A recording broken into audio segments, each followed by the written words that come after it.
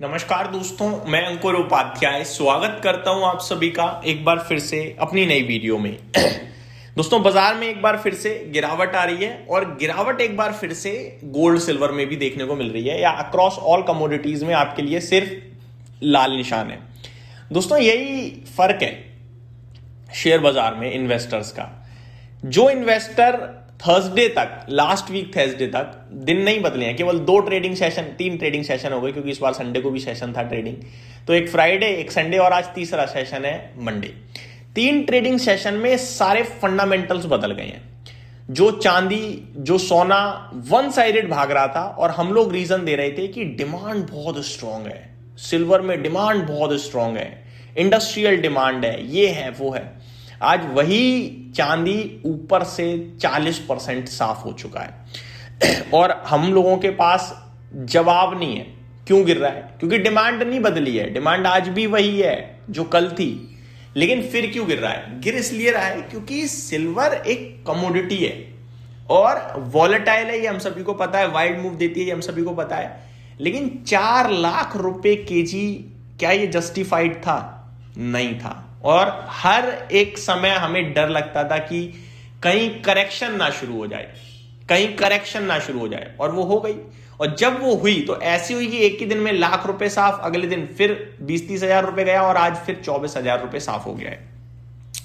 चांदी का भाव मैं आपके साथ शेयर करूं इस समय तो 2,41,000 पर आकर खड़ा हो गया है। 9% की एक बार फिर से गिरावट, 2.5 लाख के भी नीचे फिसल गया है। ऊपर में 4,10,000 का हाई लगाया इसने फेब्रुअरी फ्यूचर्स में एमसीएक्स पे। समझ रहे हो बात को? कितना नीचे आ गया है? 1,70,000 रुपए नीचे खड़ा है इस समय।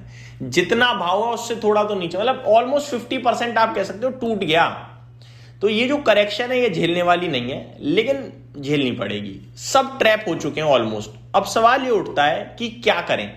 तो क्या करें में मैंने आपके साथ मॉर्निंग में भी कहा था, कल भी कहा था कि चांदी पे तो जवाब नहीं है और ये एक अच्छा विकल्प है आपके साथ शेयर करने के लिए। बेफिजूल में कोई जवाब देने से अच्छा है ये शेयर कर दो कि जवाब नहीं है, क्योंकि एक्चुअली में नहीं है। लेकिन गोल्ड पे व्यू बन रहा है कुछ, वो मैं आपके साथ शेयर करता हूं। पहले मैं आपके साथ डिटेल शेयर कर दूं थोड़ा।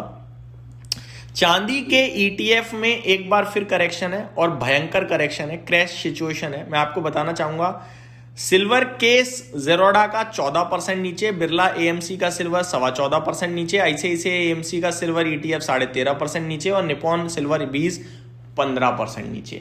गोल्ड भी पीछे नहीं है, टाटा गोल्ड 5% नीचे और गोल्ड ईटीएफ 6.5% नीचे है। भयंकर सेल ऑफ है, भयंकर।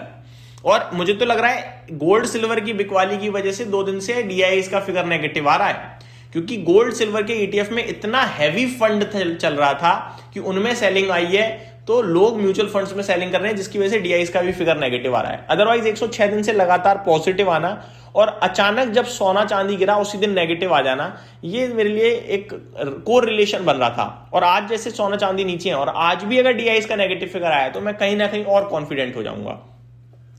अब देखते हैं एक बार कि लिखा क्या है, क्या कहना चाह रहे हैं। Why are gold silver prices falling today? Why तो है ही नहीं एक्चुअली में, क्यों तो है ही नहीं कुछ। कोई केविन वॉर्स का नाम ले देगा कि नए फेड चेयरमैन ने गिरा दिया, कोई कह देगा बहुत बढ़ गया था, कोई कह देगा प्राइस इतना मतलब अनाप शनाप हो गया था, वो फोमो था, कुछ भी कह लो, लेकिन गिरना तो गिरना है। अब करें क्या, ये समझ में आना चाहिए। The recent flash crash in gold and silver triggered by a hawkish US Fed nominee and increased margin requirement is viewed by many as a necessary cooling off overbought markets rather than a trend reversal, said Abhinav Tiwari, research analyst eight bonanza. तो अभिनव तिवारी जो कि research analyst है bonanza में, ये कह रहे हैं कि ये जो गिरावट है ये रीजनेबल है, लेकिन ये करेक्शन है, ये रिवर्सल नहीं है।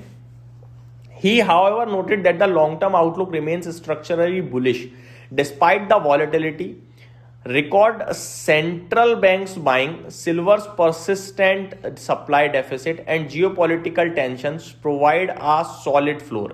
ये कह रहे हैं कि सेंट्रल बैंक्स की रिकॉर्ड बाइंग है, सिल्वर की डिमांड बहुत स्ट्रांग है, डेफिसिट है, यानी उत्पादन कम है, डिमांड ज्यादा है, ये और जियोपॉलिटिकल टेंशन है ही, ये सारी चीजें लॉन्ग टर्म के लिए स्ट्रक्चरल बहुत ज्यादा पॉजिटिव है गोल्ड सिल्वर के लिए, तो ये पॉजिटिव बैठे हुए हैं। बट लेवल इन्होंने कोई शेयर नहीं किया है, तो लेवल तो नहीं है।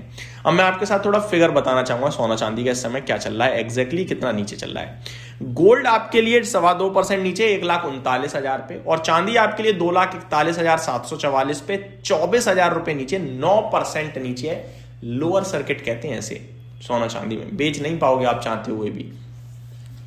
सोने में मेरा जो व्यू बन रहा है वो बन रहा है 1,35,000 से 1,30,000 का, यहां तक आ सकता है, लेकिन इसके नीचे मैं जाता नहीं देख रहा हूं। और अगर इसके नीचे जाता है तो फिर वो ज्यादा बिकवाली हो गई है, वो बाइंग अपॉर्चुनिटी है, ये भी याद रखिएगा। ठीक है जी, जैसे 1,80,000 पे भाग तो गया, लेकिन वो सस्टेनेबल प्राइस नहीं था, वो एक सेलिंग अपॉर्चुनिटी तो नहीं होती है गोल्ड में, लेकिन वो महंगा था।